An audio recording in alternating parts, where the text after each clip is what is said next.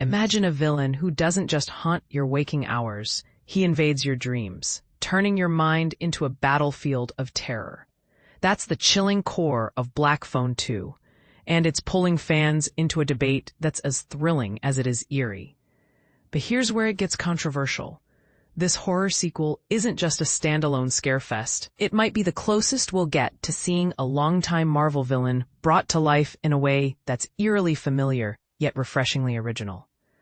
Let's dive in and unpack how director Scott Derrickson has channeled his unrealized Doctor Strange ambitions into this gripping tale, while keeping things simple and accessible for newcomers to these stories.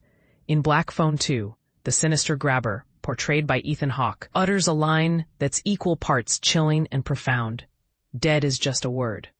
He's back from the afterlife, a spectral menace targeting Finney, the young hero played by Mason Thames, who defeated him in the first film.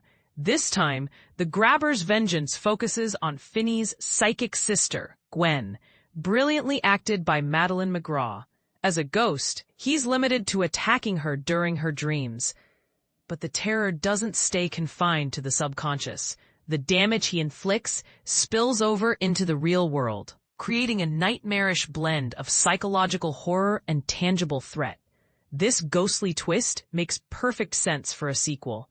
The original Black Phone centered on the spirits of the grabber's murdered victims, aiding Finney in his fight against their killer. So flipping the script with a vengeful, malevolent ghost feels like a natural evolution.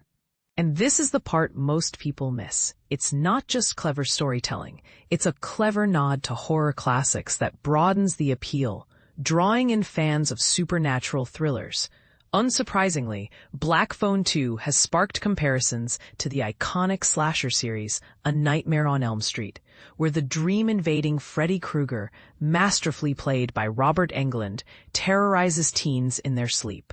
The grabber now mirrors that undead child murderer, preying on nightmares with relentless malice. While the Freddy influence is hard to ignore, the film's premise of a killer who strikes in dreams reminded me of a different kind of nightmare, one rooted in Marvel Comics. Scott Derrickson, the director behind both Black Phone films, also helmed the 2016 Marvel Studios blockbuster Doctor Strange. In that film, we see Surgeon Stephen Strange, embodied by Benedict Cumberbatch, transform into a master sorcerer after a life-altering accident. Derrickson was originally slated to direct a Doctor Strange sequel, but he departed in 2020 due to creative disagreements. Instead, the 2022 film, Doctor Strange in the Multiverse of Madness, directed by Sam Raimi, featured Strange battling a corrupted Wanda Maximoff, aka Scarlet Witch, played by Elizabeth Olsen. Yet even during the press tour for the first Doctor Strange, Derrickson hinted at his vision for the follow-up. He wanted Nightmare, the Lord of the Dream Dimension, as the main antagonist. Nightmare is a demonic entity who feeds on human fear and nightmares, making him a villain who attacks through dreams. With Black Phone 2 and its spectral grabber, Derrickson has essentially crafted a narrative about a nightmare-haunting foe, and perhaps exercised his fascination with such a character once and for all. To help beginners grasp this, think of Nightmare as Marvel's ultimate dream demon. He first appeared in 1963's Strange Tales No. 110, created by legendary writers Stan Lee and artist Steve Ditko, the very issue that introduced Doctor Strange to the world. Fun fact, Doctor Strange started as a secondary character in the comic, sharing the spotlight with the Human Torch from Fantastic Four. That initial nightmare tale is a short 5-page gem, where a man plagued by horrific dreams seeks Strange's aid.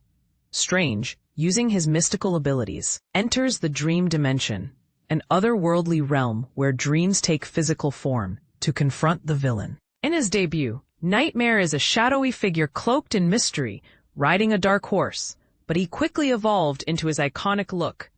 A gaunt, pale-skinned being with elf-like pointed ears, wild black hair, fangs, and a striking green bodysuit.